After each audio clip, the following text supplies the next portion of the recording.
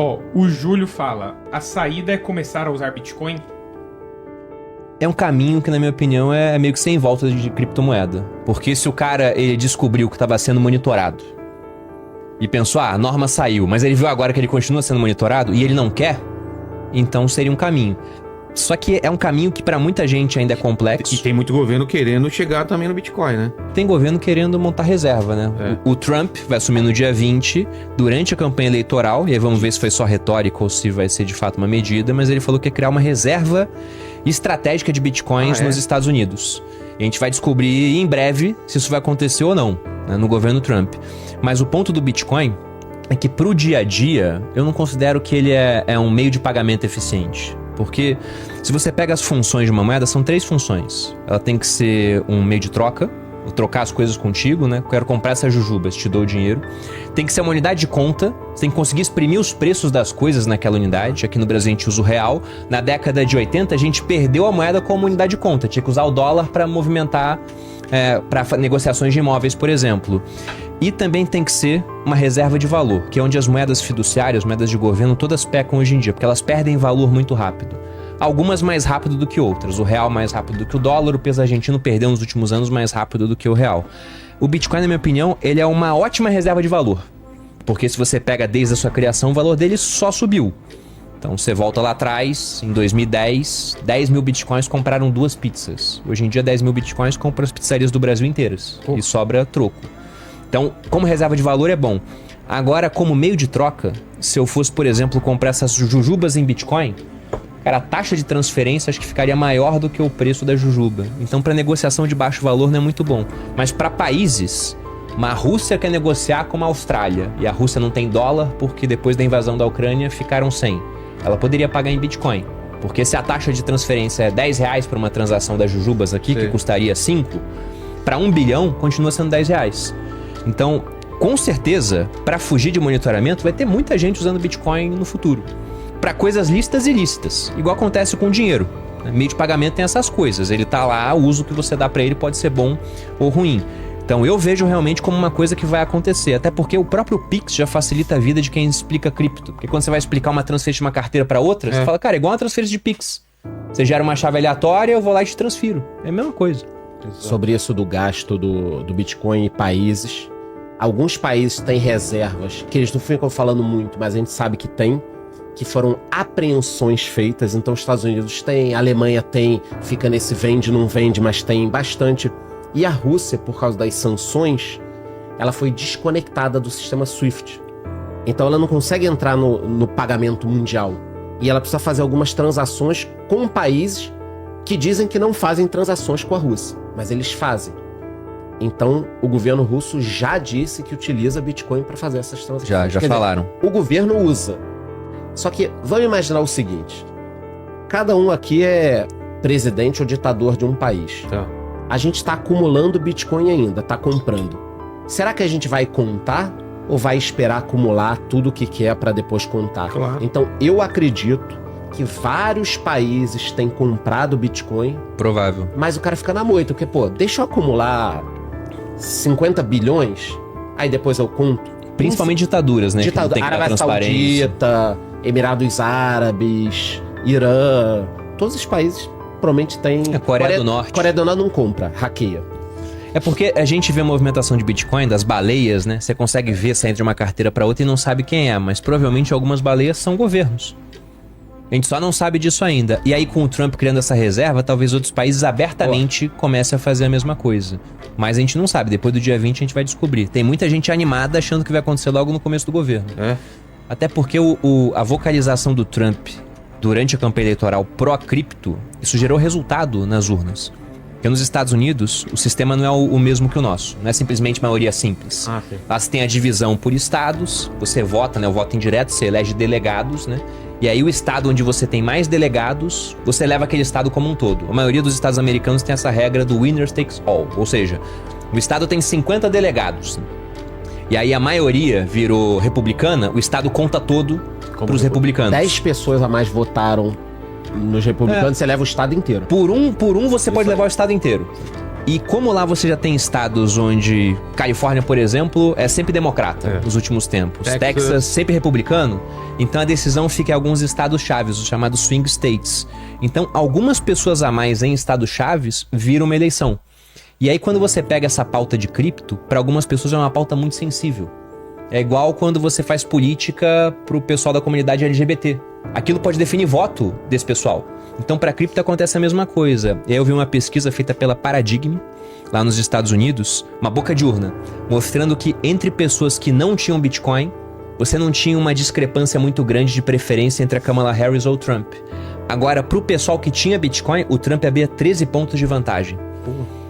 Inclusive, isso pode virar uma tendência mundial. Talvez numa próxima eleição aqui no Brasil, a gente veja um candidato querendo ganhar apoio de um certo público no Brasil. Eu não sei quantas pessoas têm cripto no Brasil, vai ser uma pesquisa daqui a algum tempo, eu vou ter um dado mais apurado, mas digamos que sejam 10 milhões de pessoas. Podem ser 10 milhões de pessoas que votariam em branco, que não são muito ligadas em política, são mais libertárias, mas que mudam o voto porque tem um cara que é candidato a presidente e fala, não, eu sou a favor, por exemplo, da gente isentar Bitcoin de imposto de renda. Isso muda voto. O Trump, ele ganhou muita notoriedade entre o pessoal cripto nos Estados Unidos, porque ele falou, a parte de regulatória vai ser melhor, o futuro vai ser construído aqui, vai ter reserva estratégica. E aí, se, de fato, isso começar a se espalhar pelo mundo, pro pessoal que tem cripto, especialmente Bitcoin, seria muito interessante. Eu acho que tem um fenômeno que a gente já discutiu muitas vezes também, porque a gente fala de cripto há muitos anos, né? Que é o seguinte, pra pessoa física, de uns 4 a 5 anos pra cá, o que eu digo? Eu acho arriscado você não ter cripto. Não é nenhuma recomendação para que vocês saiam comprando, mas eu acho arriscado você não ter nada de cripto. Então, na dúvida, tenha 1%, 2%, 5%, por exemplo. 5% é um número que eu sempre gostei. Por quê?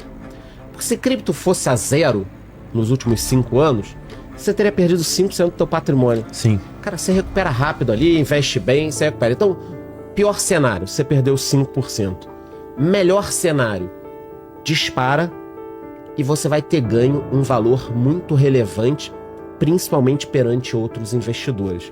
Você vai enriquecer enquanto os outros estão empobrecendo, porque os países emitem muita moeda. Então, o que valia na pessoa física, que é tenha cripto porque é arriscado não ter, agora vai valer para os estados. Por quê?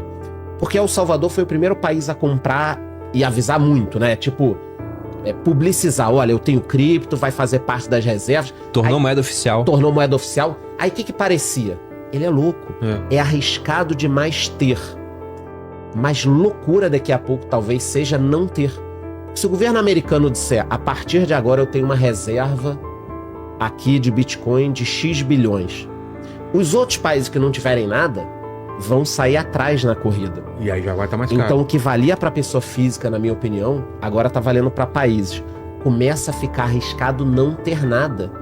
Se eu fosse de qualquer país uma ditadura, eu já estaria comprando um pouco de cripto. Porque é arriscado não ter 1%, 2%, 5%. Você compra lá 3, 4%. Se for a zero, você perdeu pouco. Mas se multiplicar por 10, que nem multiplicou de 2020 para cá, você tava fora. Você empobreceu perante quem tinha. E isso pode acontecer para os países. Cara, se o Trump declarar, assinar qualquer coisa, olha, a partir de agora, tudo que a gente recuperou da Silk Road, que foi uma apreensão, Sim. ou de outras coisas, a partir de agora isso é uma reserva. Não precisa nem comprar, só não vender. É uma lei, tá proibido vender pelos próximos 10 anos. Pô, Cara, é 10% no dia.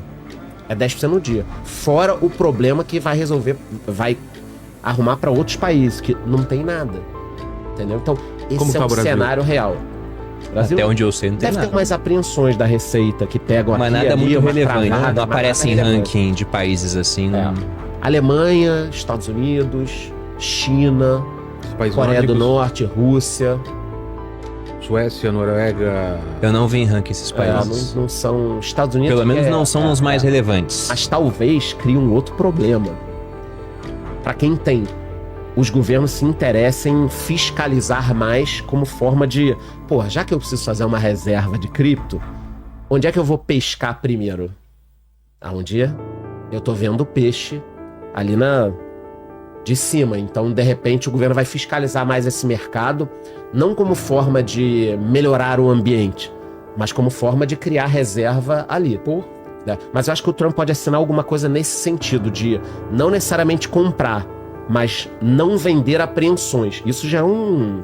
Imagina, todas as apreensões. Quanto mais gente usando cripto, mais cripto você vai aprender em várias operações, né? Hoje em dia tem mercado de aposta pra tudo, né? Então tem um site chamado Polymarket, que tem essas estatísticas de aposta. E aí é uma chance de mais ou menos 50%, segundo os apostadores, de que isso aconteça nos primeiros 100 dias de governo do Trump. Então é uma chance real, de fato, disso venha acontecer. Preciso comprar cripto, então. Pô, Vilela, você não tem ainda. Não tem, me ajuda aí. Eu não acredito. Eu acho que você é um dos maiores... Sim, eu não faço nem ideia de como começar. Não, me ajuda. Não tenho. Sério mesmo, não tenho. Eu não sei nem muito, como. Cara. Me ajuda. Ou agora não é hora. Eu só posso lá me Eu compraria. Ainda? Eu compraria. É mesmo? Eu compraria porque eu comprei, entendeu? É, então. Eu escutei há 2 anos atrás e eu não fiz isso. Agora quero ver se agora dá tempo ainda. Porque os juros do cheque especial são muito altos, né? E cripto é volátil. O Bitcoin, às vezes, ele sobe muito, 300, 400, 500, mas nesse meio do caminho, a gente tem pequenas quedas de 80%, às vezes. Já aconteceu de 50% em um único dia. 60, 70, 80 no período, né?